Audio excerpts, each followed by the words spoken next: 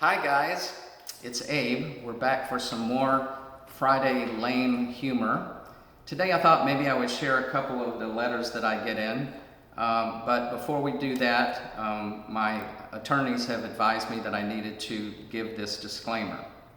I am not technically a true medical doctor, so I do not treat illnesses or give sane medical advice. Also, listening to bad humor can be hazardous to your health. Common side effects are nausea, severe headaches, extreme rolling of the eyes, and uncontrollable groans. If you have any allergic reaction when listening to stupid humor, please stop listening immediately. That's a warning. That's my disclaimer. So let's get to a couple letters and see what people have to say today. This is from Marcia in Miami. Dr. Abe. I like that, Dr. Abe. Dr. Abe, how do I know if family is joking when they say I'm a bad cook?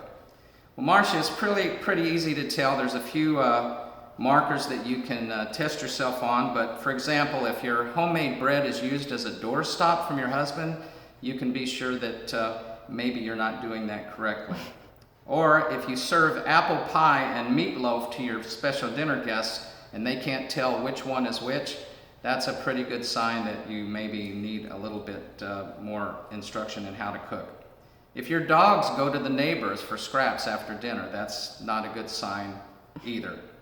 Or if your family joins hands and prays after dinner, that is usually not a good sign. But thanks for writing anyway. Let's see what else we have here. Debbie from Dallas says, Dr. Abe, concerned about our son being with the wrong crowd. The in thing to do now is to drink brake fluid. I'm sure it's toxic and addictive, and I'm worried. What do I do? Well, Debbie, I wouldn't, it is toxic, it's hard on the liver, but I wouldn't worry about it being addictive because it should be easy for him to stop. Thanks for writing. Let's see what else we've got here. This comes from Joan in Jacksonville. Dear Dr. Abe, I think my husband has post-traumatic stress. Every time there's a rainstorm with thunder and lightning, he stands at the window for hours with a frightened look on his face. What do you recommend? Well, Joan, I think what I would do, the first thing, is open the door and let him in and see if that helps, and then we can, take it from there. Write me next week, let me know how that goes. All right, we've got one more letter to share with you. This is from my cousin Ernie, but it doesn't look good. It says, Dear Abe, I took your advice last week and it did not work out well at all. I told you that my wife and I were having trouble getting along, and you told me to remember the things we did when we were first young and in love and do some of those things to rekindle our love. And I did it. I took her to dinner, I took her out to a scary movie afterwards, and then I dropped her off at her parents'. But it just didn't seem to help too much. So much for the letters today. Ernie, of course, sometimes I scratch my head. He has a good friend named Mitch who's always getting himself in a jam. Last week he locked his keys in the car and he had to use one of those coat hangers to unlock the door and get his family out. So he's always getting into some sort of a jam. Me personally, I had a pretty decent family. My parents were very honest with me.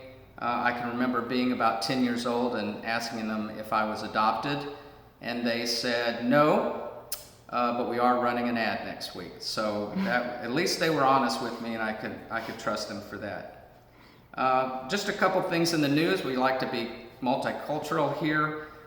In southern France last week, apparently a huge cheese factory blew up. It was totally demolished, and there was nothing left but a lot of debris.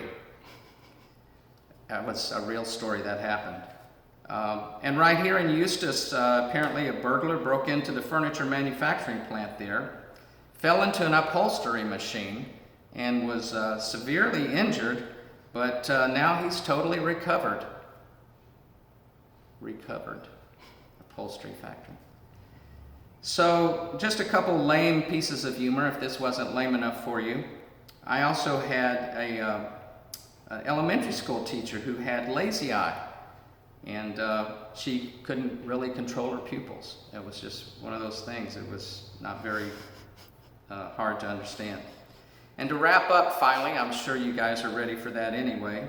We never talk about termites. I'm sure all you guys are familiar with the two termites that walk into the restaurant and ask if the bartender is there. Yep, is the bartender here? Everyone knows that joke, but of course, no one knows that after they had a couple beers, the waitress came by and asked him what they wanted to order for dinner, and he said, "A table for two." So that wraps up today's lame humor. It was probably more lame than usual today, so don't forget about the warnings and the disclaimer, and if you have any allergic reactions, don't watch this again, and don't share it with your friends either. So have a great Memorial Day weekend, and we'll see you again soon. Take care.